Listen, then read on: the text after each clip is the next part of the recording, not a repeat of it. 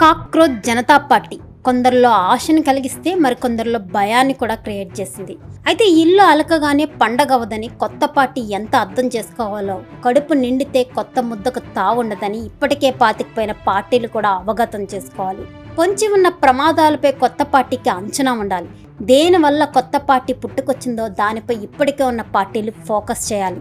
తిట్లు, విమర్శలు, కుట్రలు, కుతంత్రాల్లో పడిపోయి అసలు లక్ష్యాలను నిర్లక్ష్యం చేస్తే కాల గర్భంలో కలిసిపోక తప్పదు.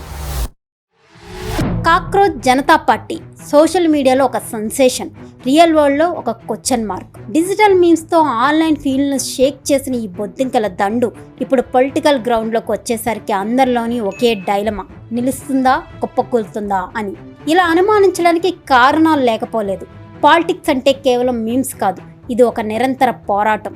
ఊహించని సవాళ్ళుంటాయి, ప్రత్యర్థుల చొరబాట్లుంటాయి, చిచ్చు పట్టడాలుంటాయి, నాయకుడిని బద్నా చేయడం, వ్యక్తిత్వాన్ని మంటగలపడం, కేసులు, ఆడిట్లు, విరాళాల కోతలు, ఇలా ఎన్నో పద్మ వ్యూహాలుంటాయి. దీనికి ఆమ్ ఆద్మీ పార్టీ ఎదుర్కొన్న సవాలు ఒక క్లాసిక్ కేస్ స్టడీగా చెప్పుకోవచ్చు.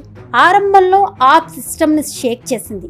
ఆప్ని ప్రత్యర్థులు మొదట సీరియస్ కంటెండర్గా కాకుండా కేవలం ఒక ట్రెండ్గా ప్రొజెక్ట్ చేసి మీడియా సర్కిల్స్లో దాని క్రెడిబిలిటీని దెబ్బతీశారు. ఆ పార్టీ బలంగా మారుతుంటే లోపలే ఉండి కొన్ని గొడవలు సృష్టించి ఒకరిపై ఒకరికి అనుమానం వచ్చేలా చేసి ముఖ్యమైన వాళ్ళను దూరం అయ్యేలా ప్లాన్ చేశారు. మార్పు కోసం వచ్చిన వారు కూడా అందరిలాంటి వాళ్ళే అని నమ్మించడానికి నాయకుల మీద లేనిపోని అవినీతి ముద్రలు వేసి జనం నమ్మకాన్ని దెబ్బతీశారు. పార్టీ రిజిస్ట్రేషన్ దగ్గర నుంచి ఫండింగ్ వరకు ప్రతి అడుగులో లీగల్ నోటీసులు, ఈడీ, సిబిఐ కేసులతో పార్టీని ఉక్కిరి బిక్కిరి చేశారు.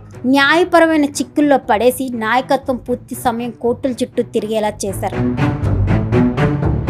కొత్త పార్టీలు దీన్ని ఒక హెచ్చరికగా భావించి మీమ్స్ కంటే స్ట్రాంగ్ ఎజెండాను, ఎమోషన్ కంటే పక్కా పొలిటికల్ స్ట్రాటజీని నిర్మించుకోకపోతే వ్యవస్థ చేసే ఒత్తిడికి ఆ ఆశయాలన్నీ గాలిలో కలిసిపోతాయని గుర్తించుకోవాలి. ఇక ఇప్పటికే పాతుకుపోయిన పాత పార్టీలు కూడా ఒక విషయాన్ని గట్టిగా గుర్తించుకోవాలి. కొత్త పార్టీ పుట్టిందంటేనే పాత సిస్టంలో ఏదో గిచ్చుందని, మీరు ఆ సమస్యను ఫిక్స్ చేయలేకపోతున్నారని క్లియర్ సైన్. గోడకి పగులుంటేనే కదా పాము పాకేది. సిస్టంలో లోపాలు లేకపోతే కాక్రోచ్ జనతా పార్టీ లాంటివి పుట్టే ఛాన్సే లేదు. జనం మీ పాత పద్ధతులతో విసిగిపోయి కొత్త ఆప్షన్ కోసం సర్చ్ చేస్తున్నారు. ఇప్పుడు మీరు చేయాల్సింది ఆ ప్రాబ్లమ్ని సాల్వ్ చేయడం, అంతేగాని అనవసరమైన ట్రోలింగ్స్, మీమ్ బార్స్, ఒకరినొకరు బద్నాం చేసుకోవడం కాదు. ఇలాంటి చైల్డిష్ పనులు చేస్తే ప్రజల్లో మీ పట్ల ఉన్న గౌరవం పోయి మరింత చీప్గా కనిపిస్తారు. ఇది మీకు మీరు వేసుకునే ఒక సెల్ఫ్ గోల్ అవుతుంది.